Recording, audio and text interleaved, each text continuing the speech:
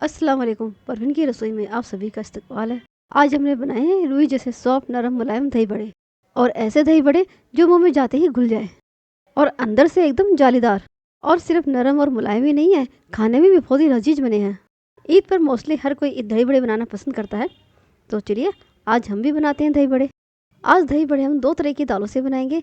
एक तो हमने ली है मूंग की दाल, आधा कप ली है हमने, और दूसरी हमने ली है धुली हुई उड़द की दाल, और यह दाल भी हमने आधा कप ही ली है। इन दोनों दालों को एक साथ ही 6-7 घंटे के लिए भिगो दिया था।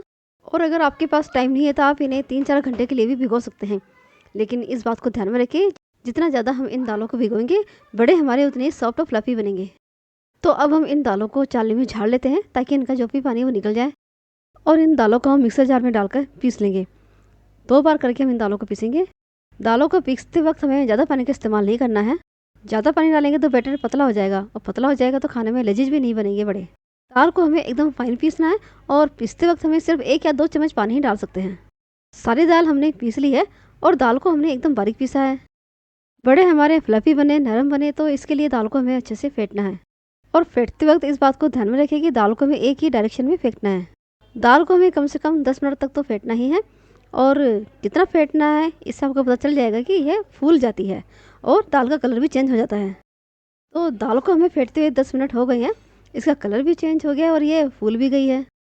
और फेंटते फेंटते दाल में एयर पॉकेट्स भी बनने लगते हैं। दाल को हमने अच्छे से फेंटा है कि नहीं फेंटा है, इसको पता करने के कई तरीके हैं। अब देखिए, जैसे मैं हाथों में लेकर बैटर को गिरा रही हूँ तो ये जल्दी से गिर नहीं रहा है। चम्मच में आप बैटर को लेकर इस तरह से भी आप बैटर को चेक कर सकते हैं। दाल को हमने सही फेंटा है कि नहीं फेंटा है, इसे इस तरीके से भी चेक कर सकते हैं।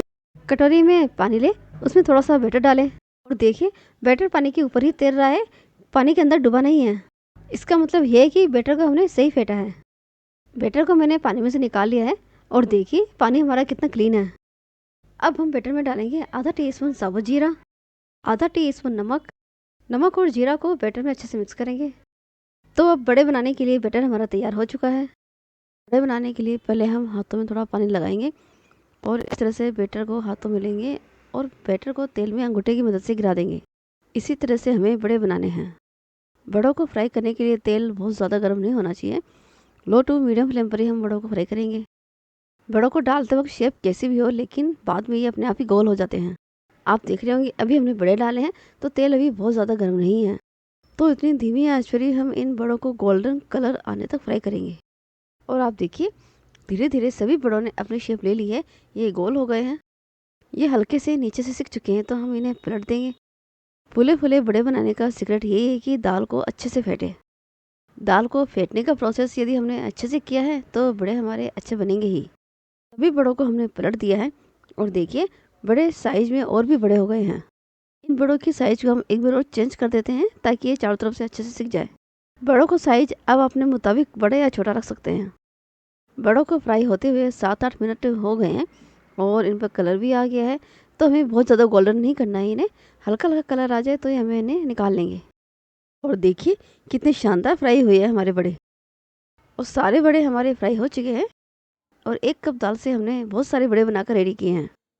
अब एक बाउल में हमने गर्म पानी लिया है, थोड़ी सी हमने धनिया की पत्ते डाली है इसमें। इन बड़ों को हम इस गर्म पानी में डालेंगे। ऐसा नहीं है कि आपको सारे ही बड़े इस गर्म पानी में डालने हैं। यदि आप कुछ बड़ों को स्टोर करके रखना चाहते हैं तो फ्रीज़र में 1 महीने के लिए जिपलॉक बैग में डालकर स्टोर करके रख सकते हैं। मैंने सारे बड़े इस पानी में डाल दिए हैं। बड़े हमारे अंदर तक डूबे रहे, तो इसके लिए हम एक छोटी प्लेट लेंगे और उसको इस बाउल में रख देंगे। और इन बड़ों को हमें पानी में 6-7 घंटे के लिए रखना है। और यदि आपको जल्दी है तो आप 2-3 घंटे में भी इन बड़ों को निकाल सकते हैं। ज़्यादा देर बड़ों को पानी में रखने से यह होगा कि बड़े हमारे अच्छे सॉफ्ट हो जाएंगे। अब हमने एक बाउल में दही लिया है। दही आपको जितनी ज़रूरत है उतना लें। दही में हमने चीनी डाली है। चीनी उतनी डाली कि यह थोड़ा सा ही मीठा हो, बहुत ज़्यादा चीनी नहीं डालनी है। यह भी ध्यान रखिए कि दही बड़ों के लिए दही गाढ़ा होना चाहिए। हमारे बड़ों को पानी में रखे हुए 6-7 घंटे हो गए हैं, और देखिए ये फूल कर कितने डबल हो गए हैं।